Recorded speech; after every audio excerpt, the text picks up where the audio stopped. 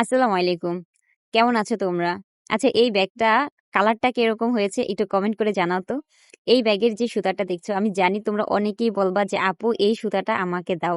কিন্তু সরি, আমি এই সুতাটা তোমাদেরকে দিতে পারবো না। কারণ এর আগে আমি এই কোয়ালিটির কিছু সুতা এনেছিলাম আর তোমাদেরকে আমি বলেছিলাম যে এটা আমি হচ্ছে সেল করতে পারবো না। কিন্তু তারপরেও তোমরা আমাকে অনেক, অনেক রিকোয়েস্ট করে আমার থেকে সুতাগুলো নিয়ে গেছো। আর আমি ওই সুতাগুলো এখন খুঁজে, খুঁজে পাচ্ছি না কোথাও। আসলে এই সুতাগুলোর কোয়ালিটি অনেক ভালো, যেমন প্রাইসটা একটু বেশি। একটা কথা আছে না যে জিনিস যেটা ভালো দাম তার একটু বেশি।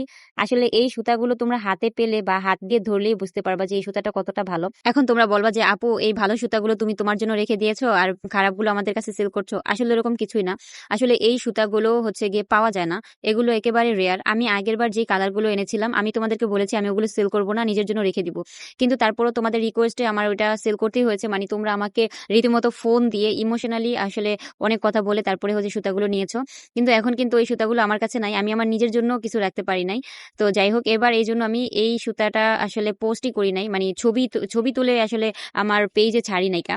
তো এটা আরেকটা হচ্ছে মিষ্টি কালার, দুটোটা কালারই অনেক বেশি সুন্দর। যদি কখনো এই সুতাগুলো আমি পাই বা বেশি করে পাই বা সবসময় পাবো এরকম যদি কখনো হয়, তাহলে অবশ্যই আমি এই সুতাই তোমাদের কাছে সেল করব, অন্য কোনো সুতা সেল করব না। যেহেতু এখন এগুলো পাওয়া যাচ্ছে না, এই জন্য আমি হচ্ছে এগুলো সেল করছি না।